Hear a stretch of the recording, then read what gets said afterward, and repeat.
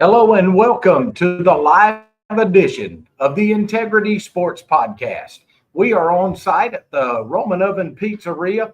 We'd love to have you come by and hang out with us, have some supper, and let's talk some high school football. I'm your host, Tim Estes. As always, proud to be joined by my good friend, Scott Westbrook, and we want you to come by and be a part of the Integrity Sports Podcast. We've had a huge crowd tonight. A lot of folks over from the Southland softball game. Southland defeated Brookstone tonight. Come out and join us and hang out with the big crowd that's here at Roman Oven. Our show each week is brought to you by our friends at Harper's Tree and Stump Removal. If you have any tree trimming, tree removal, or stump removal needs, Harper's Tree and Stump Removal has you covered. They can haul rock and sand. They do driveway work and can now do horizontal grindings of large wood debris piles. Give Keith a call at 229-314-2048 or at 229-938-2412.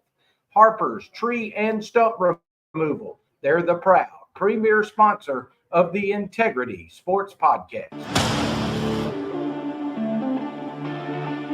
Welcome to the Integrity Sports Podcast, covering local sports in the Southwest Georgia area, creating content that is factual, positive, and informative, promoting efforts by athletes, coaches, sports administrators, and sports personalities. Thanks for making the Integrity Sports Podcast a part of your weekly routine. Now here's your host, Tim Estes.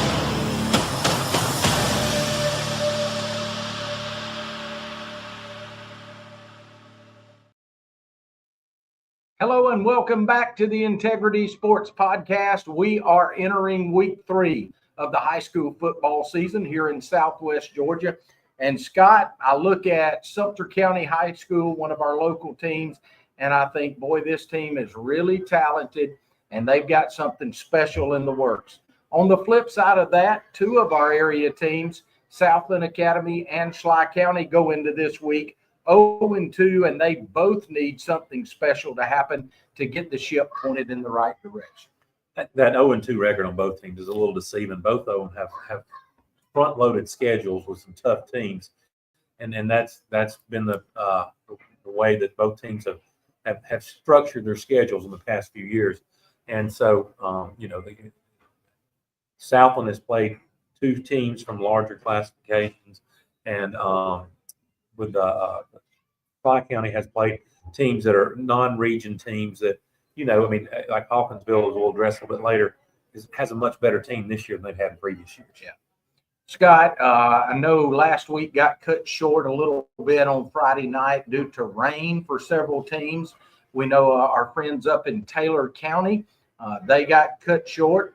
Actually, they canceled the game, I think, right, with Wheeler County. Mm-hmm. They're playing tonight. And I think you had an update. They started at 7. They started at 7. The score is 6-0 Wheeler right now. Okay, so we'll address what we think will happen with Wheeler County and Taylor just a little bit later. Also, Scott, just down the road, Lee County and Hateville Charter were postponed at halftime. A little bit of a shocker to me. It was 0-0. I was wondering if that just, a lot of times you look at GPB and some of these scoring services that we try to follow, and they give you a 0-0 score, and then reality is otherwise because for whatever reason there's a computer glitch.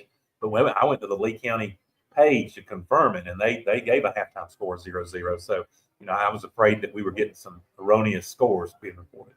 Let's quickly review some of our games from last week. We'll start with Schley County. The Wildcats lost by a score of 34-23. Taking them to 0-2 on the season. Scott, you were at the game, and you kept sending me texts saying they look a lot better than they looked in week 1. In fact, the first half was a shootout. Schley led 14-7 after the first quarter. Hawkinsville then scored 21 points in the second quarter. But then in the second half, it was like both defenses took over, and only 6 points scored total in the whole second half. Some really odd plays took place, and the score, it's a little deceiving. The game was a lot closer than the score may indicate. a couple plays here and there, and that score could easily have been flipped. I know twice when you and I were on the phone together, Schley had the football deep in Hawkinsville territory. One time turned the ball over, and another time turned it over on down. Yes, and that was that. There's a 14-point swing right there. Yeah, so it was or at least a 12, or because I mean, you don't really assume field goals at this level. That's right. Interesting matchup this week for Schley County. The Wildcats will host Irwin County.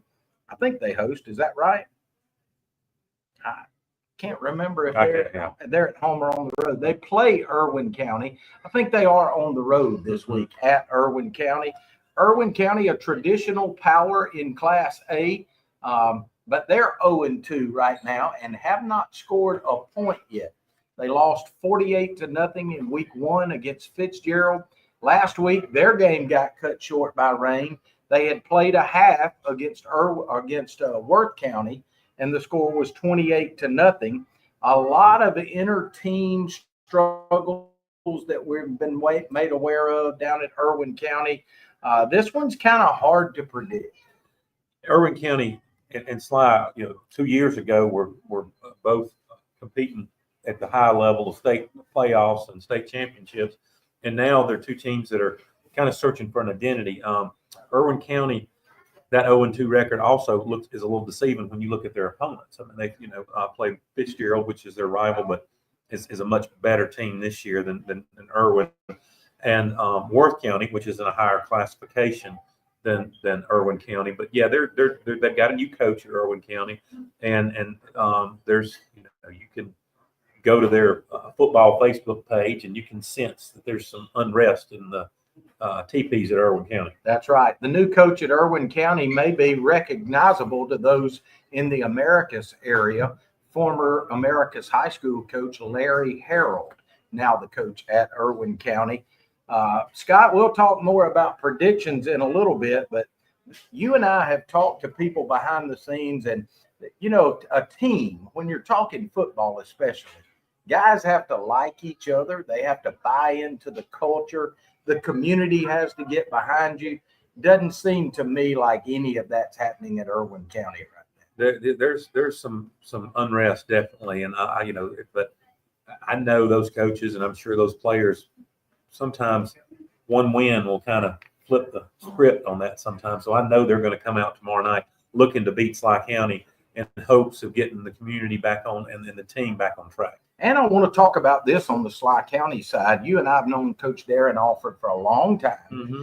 You said they got a lot better from week 1 to week 2. We expect that to continue. That's kind of Darren's forte. He's a great weight room guy, and he built his reputation on the weight room. Mm-hmm. As I've watched him coach over the years, he's one of the best adjustment coaches from game to game that I know. Right, and he comes in there with a great game plan.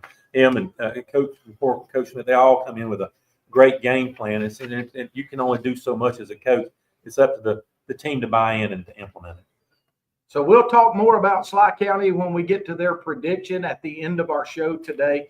Want to thank our friends at Carter's Fried Chicken. They're located at 206 Tripp Street in Americus. Owner Mike Shaddles and his staff, they have been treating and feeding Southwest Georgia for more than 30 years.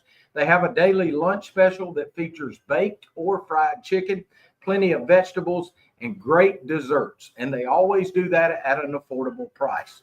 Carter's Fried Chicken is a supporter of all of our local area teams and would like to wish everyone the best of luck in the 2025 season.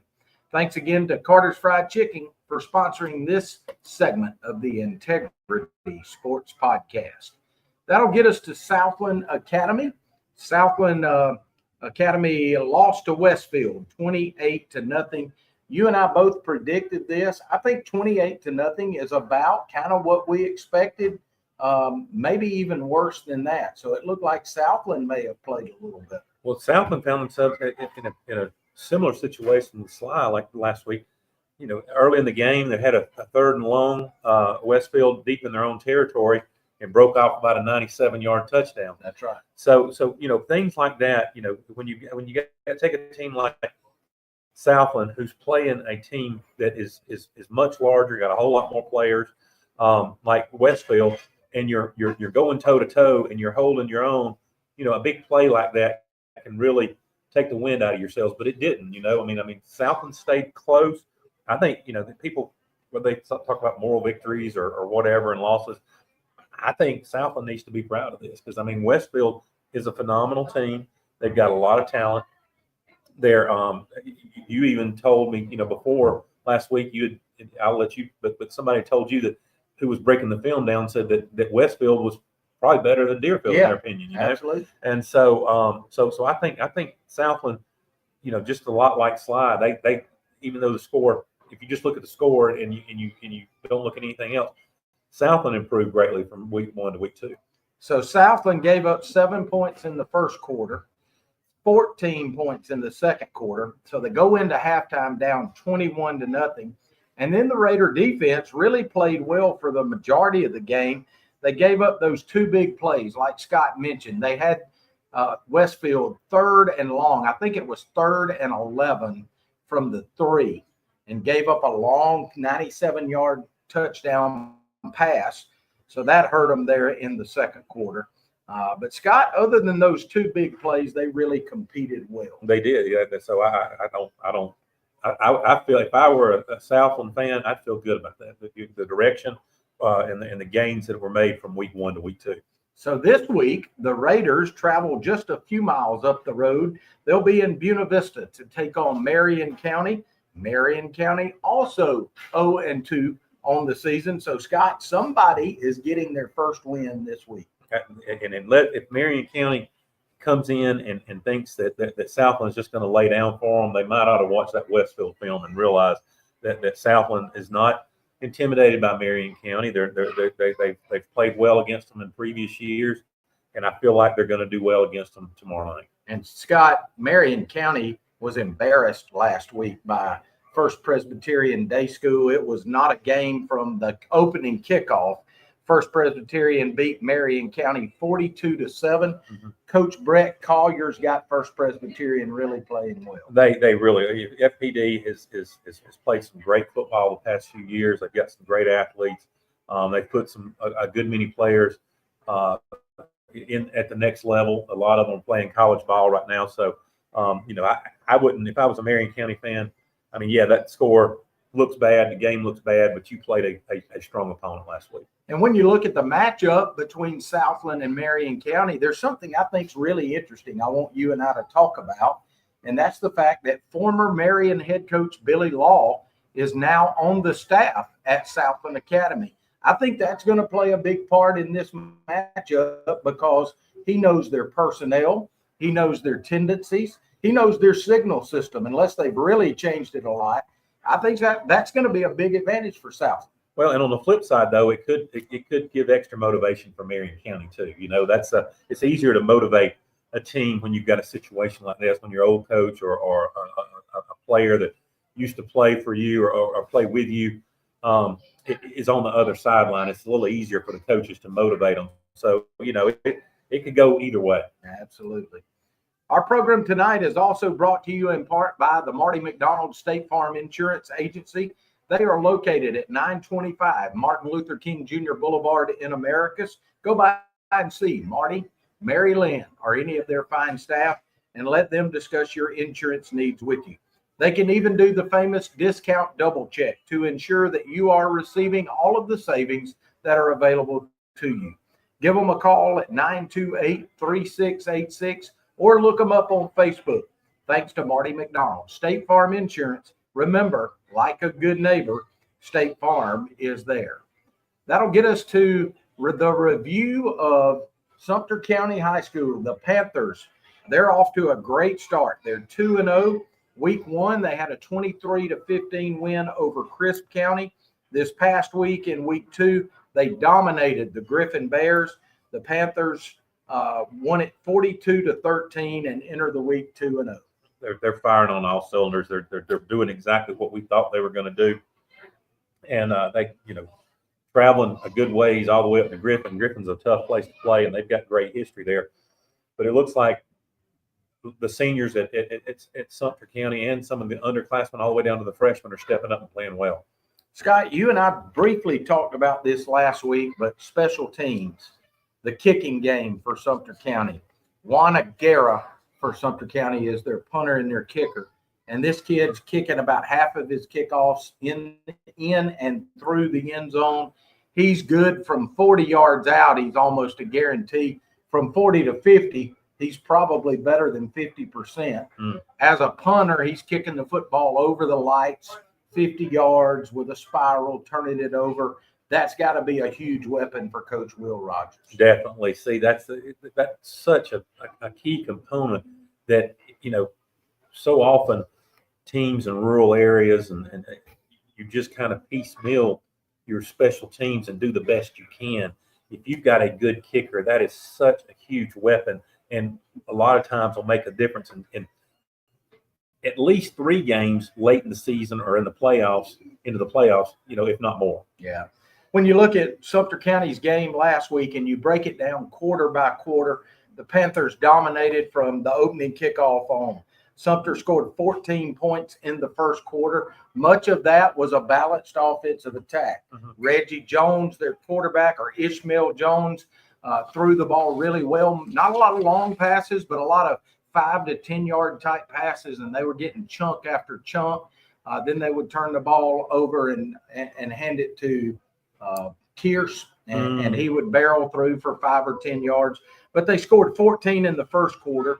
They scored 7 in the second and the third quarter, and then 14 more in the fourth quarter. So first quarter to fourth quarter, Scott, they just, every time they got the football, they put together a methodical drive. Yes. Yeah. And that's all you can ask for. They've, I know the coaches have got to be well pleased with Sumter County and the direction they're heading and the effort they're seeing on Friday nights for the players. One of the neat things is the offense for every team this time of year. You hear people talk about the offense has to catch up to the defense. Sumter County's defense is the real deal. They don't give up a lot of yards. They don't give up very many big plays. And again, this past week, the Sumter County defense was hard to handle. The Griffin Bears got past the 50-yard line one time in the first half. Yeah, that's tough to win a game when you do that. So Sumter County this coming week will host Pike County. And Scott, I don't know a whole lot about Pike County. I know they don't have like a big-time history of successful football. They're always good in baseball and have won several state championships in baseball. They come into the game at 1-1. Pike County got an opening week win over Crawford County. They beat them 36-20. Last week, they played Haralson County, who I must admit I don't know anything about, but they beat Haralson County, beat Pike by a score of 28-0. Haralson County, historically not exactly a football powerhouse. Neither is Pike County, and neither is Crawford County. But Pike County is going to have their hands full come Friday night. They, I really suspect that a lot of the players at Sumter County who don't normally get to play better be game ready on Friday night, because I think they're going to get some playing time. You got that right. Kickoffs at 7:30. That'll be at Finkley Robinson Stadium, Alton Shell Field. So make sure and get by there. Hey, here's what's kind of neat, Scott. For years and years, Sumter County's crowd has been known to get there about midway through the first quarter. In their first home game, that place was packed, and it was packed early. So Panther fans, get out to the ball field early and support your team. Georgia High School Football Daily has Sumter County as a 23-point favorite coming in. I think you can double that. I think you're right.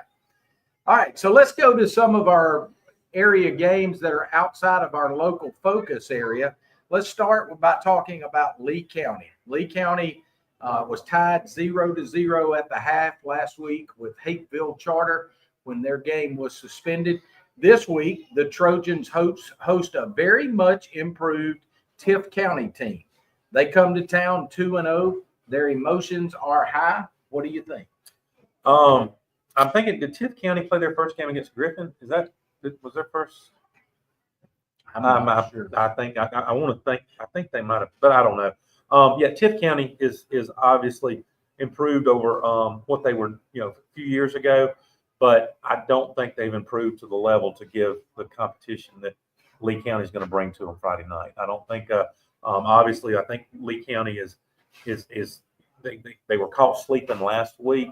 They probably had a pretty rough week of practice. So I believe you'll see them come out of the gates firing on tomorrow night. Yeah, Tipp County also under a new coach. If you know much about Southwest Georgia football, back in the 80s and 90s, Gene Brody always had a good Tipp County team. They've been down for quite a few years. They got a new coach in that's got a lot of emotion in the community. They like him. The community's starting to come together, and he's off to a 2-0 start. So good things look like they're on the horizon. But, boy, they're playing one of the best teams in any classification in Southwest Georgia in Lee County. Georgia High School Football Daily has Lee County as a 36-point favorite. Yeah, I think that's a safe bet right there. So we're going to go with Lee County. I think both yes. of us are in agreement. Taylor County lost to Jasper County 34-24 in week 1. As we mentioned earlier, their game with Wheeler County was postponed due to weather, and they are playing that game tonight. Wheeler County was a 4-point favorite going in, and our last update was that it was 6-0 Wheeler in the first quarter. I just texted to see if there'd been any change in the score, but it looks like, and Wheeler County is a team that historically struggled, but they reports from their first game, they're a much better team this year. So we'll see how they fare against Taylor County. We got a chance to talk to Jake Hall, former Schley County player, who is now one of the coaches down at Montgomery County. Wheeler and Montgomery are in the same region, and he let us know, hey, those guys are getting better. Yeah. You're going to see some improvement over the next 2 years, and certainly it looks like that. All right, let's let's start with Taylor County. We didn't predict that, Scott. What do you think? It's playing right now. Wheeler, I've got a text back. There's no change in score. I'm just going to go with Wheeler County on this one. I mean, they're improving. So Taylor County's improving too, but they're on the road. It's a Thursday night game. When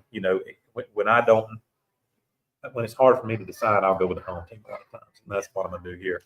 I think I'm going to go with you. I'm going to go with you because, number one, it's a Thursday night game, and high school players like routine. Mm-hmm. They're used to playing on Friday night. It's at Wheeler County, so they've got the home field advantage. Georgia High School Daily obviously has run the numbers. The fact that it's at home, it's on a Thursday, I think Wheeler County will get the win as well. Here's an interesting one, though. Just up the road across the river bridge, the Crisp County Cougars will host Fitzgerald. Crisp is 0-2. They've played 2 really good teams, but they're 0-2. Fitzgerald's only played that one game. They are 1-0. Crisp lost 17-10 last week to a very good Lovett team, and Lovett's got a history of successful football. Crisp County's always got athletes. They've been competitive in both of their games against good teams. But again, this week, Scott, they take on a very good Fitzgerald team. And Fitzgerald played Irwin County in the first game of the season. It's hard to tell anything from the first game because we've seen a lot of times the kids come out sluggish for those first games. And so, but they played an Irwin County team that has proven not to necessarily be a very good Irwin County team and didn't win in the land-side score that I thought they were going to. So I think I'm going to go with Crisp County on this. All right, I'm going to go with Fitzgerald. Georgia High School Football Daily's Maxwell rating system has Fitzgerald as an 8-point favorite in this game. It is at Crisp County. They are under new first-year head coach Justin Newman, and I'm going to go with Fitzgerald in this one. That gets us to Macon County. Macon County got off to a fast start against Bowden. You and I were texting Friday night, and in the first quarter, the Bulldogs at Macon County were leading 14-0 at the end of the first quarter. And I don't know what woke these guys up from Bowden, but they put 55 points up in 3 quarters and ended up winning at 55-22. Yeah, probably. I got a pretty good idea. They probably remind them, say, look, we brought you boys, we recruited you boys here and brought you here. We expect you to play. And they turned it around, That's a pretty good point there, Scott. I hadn't thought about that. This week, Macon County takes on a team that coming into the podcast tonight, I didn't know much about. I had to do a little research on Lakeside out of Atlanta. Lakeside comes in at 1-1 against two very prominent programs, so they've got no win. But Georgia High School Daily has Macon County as a 10-point favorite. Yeah, that's a little bizarre right there. I don't necessarily agree with that because Macon County hadn't really shown us that they really need to be favored against any opponent that has a pulse at this point. You know, they had a rough start to the season, so I'm going to go with Lakeside, even knowing nothing about them after seeing what Bowden did to Macon County last week. I too am going to disagree with the Maxwell ratings program. I think Lakeside, having competed against two extremely good programs and 1-1, they start knowing how to win. The quarterback play at Macon County has been good by all accounts, but he's got to have some help. And so far, Macon County hasn't shown that help. So I'm going to go with Lakeside as well. That'll get us to our prediction time for our three local area teams.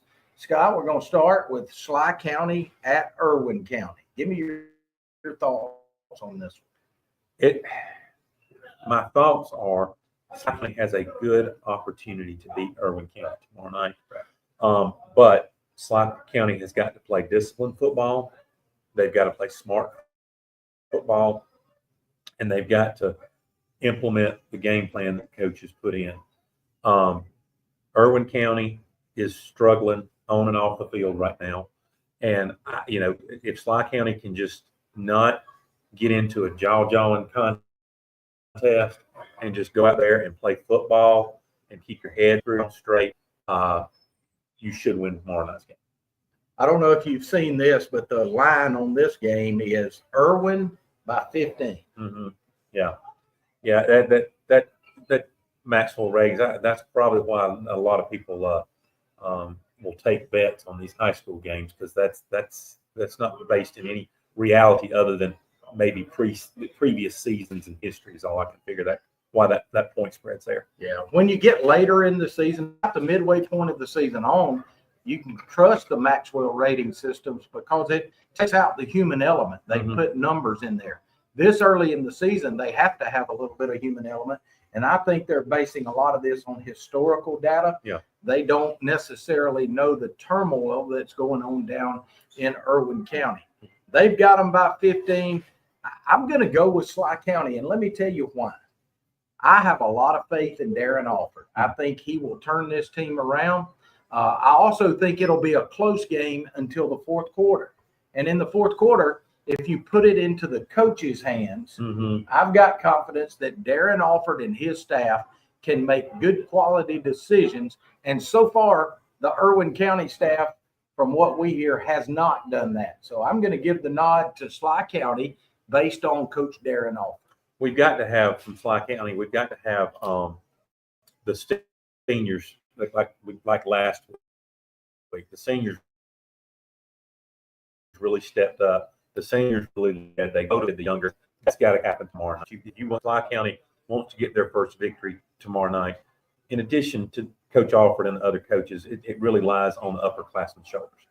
Southland Academy travels up the road to Buena Vista to take on Marion County. Georgia High School Sports Daily has Marion County as a 6-point favorite. I think they got this one wrong. Yeah, I think Southland's going to probably surprise Marion County tomorrow night. I'm going to go with Southland, based largely on their showing last week at Westville. Yeah, Southland Academy has played really well against two very, very good teams. I watched some film on Marion County this week, and I don't ever bash anybody, but Scott, they just didn't look good. Well, if you'd have seen the film on a lot of teams on the first game, you might have thought that. But FPD, it's going to be hard to tell because they are a really good, disciplined, well-oiled machine. So, we'll find out more after tomorrow night what Marion County is really made of. Because FPD, they're up there with Westfield and Deerfield right now. So I'm not going to put a whole lot of. I'm not going to beat up Marion County over that. I think that they faced a formidable opponent that they probably took a little lightly. Marion County will face Southland Academy at Marion. I'm going to go with Southland in a close one.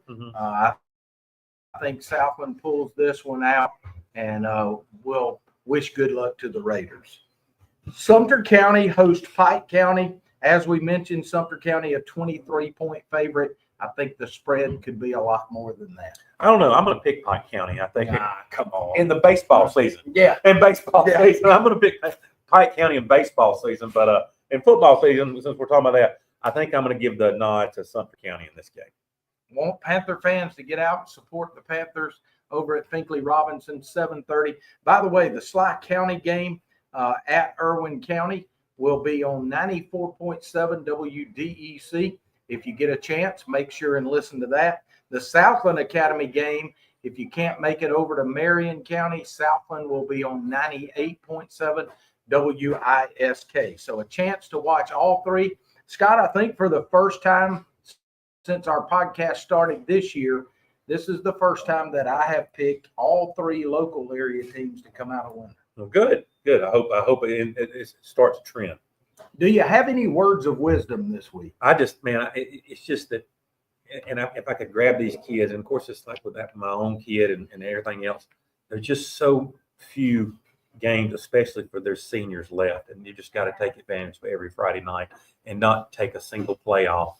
Especially, like I said, these seniors need to really step it up, and the seniors at Schley and the seniors at Southland can definitely tip the scales on both of those games tomorrow night. They could Pike County.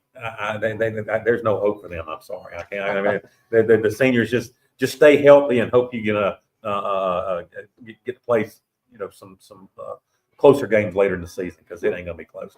I've got a very similar word of wisdom this week. I want to encourage all of the players at all three schools to have confidence in your head coach. Mm-hmm.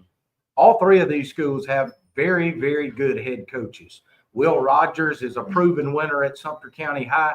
Darren Alford has really turned the program at Schley County around in his years there. And Chance Jones. Chance, I think, is struggling with the schedule that was handed to him these first 2 years. He's got guys knowing what to do at this point. Trust him. He's got a good plan. And the fact that all three schools have coaches that are good men, I think is something that we can encourage these kids to look up to. Also, want to let you know, we've had a lot of new viewers over the past week. Scott, I was able to be a guest on a college football podcast this week called Dogs Down South. If you have not seen that, log on to Facebook or YouTube or Apple Podcast. And Ted Turner, a former mericus resident, is the host of Dogs Down South. He gave me a chance to brag a little bit on Auburn and be realistic. And I tried to do that. But this week we've gotten several new YouTube subscribers. I would assume from that. If you have not subscribed to the Integrity Sports Podcast, and if you watch it on a different platform, go over to YouTube, look up Integrity Sports Podcast, and hit the subscribe button. It does not cost you a dime, and we won't load you up with notifications. You'll get one notification a week right before we get ready to come on the air. Scott, any final words before we close out? College football, man. I've been watching some of the scores already. There's a Boise State. When we started the podcast, it was one of the few ranked teams playing tonight. They were losing when we started. So let's just get ready for college football tonight, tomorrow, Friday, and Saturday. Our Auburn Tigers get set to play tomorrow night at Baylor. Georgia host Marshall this week. My buddy Scott here is going to go out and watch Georgia Tech. Mm-hmm. Really, he's going to watch Colorado and his son Carson, who play Georgia Tech. So we always have a good crowd from the Colorado Buffaloes watching us from the training room, and we want to wish you guys the best of luck. We want to remind you that we will be live here again next Thursday from the Roman Oven. We always go on the air at 7:15 with the Integrity Sports Podcast Live. Scott and I would love to have you come out and eat supper with us. We usually get here about an hour before we go on.